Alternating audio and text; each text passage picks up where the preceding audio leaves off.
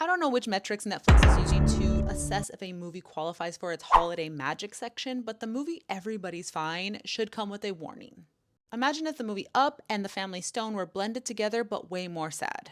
Everybody's Fine is a 2009 drama about a widower who realizes his only connection to his kids was through his wife, so he sets out on an impromptu road trip across the country to go reconnect with each of them.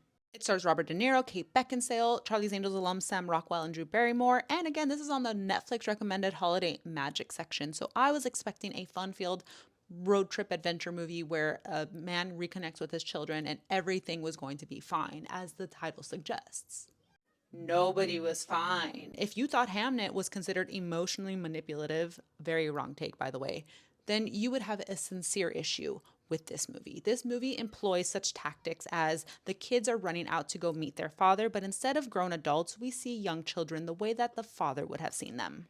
He's also not allowed to fly, so he is taking buses and trains and apparently doesn't have a cell phone, so he's trying to surprise his kids, and none of his kids seem excited for him to show up, and they're all keeping a secret from him about one of the other kids, and it is growing increasingly sad as the dad just has to move on from kid to kid because nobody seems to want to entertain him and he feels like a burden.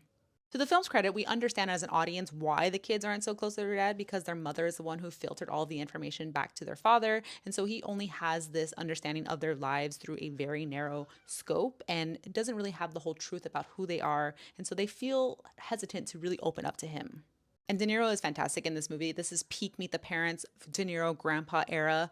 And he is giving a performance that is so nuanced with carrying the grief of his lost wife and the want to connect to his children, but he has still a great level of empathy for why they aren't as close as he wants them to be.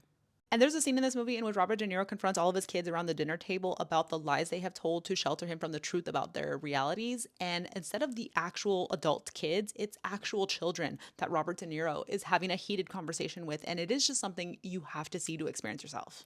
I don't want to reveal too much in case you are interested in watching the film for yourself, but just know that this movie is so sad that Paul McCartney saw an early screening for this film and then went on to write the song I Want to Come Home. If you haven't heard that song, maybe listen to the song first before you go to watch this movie.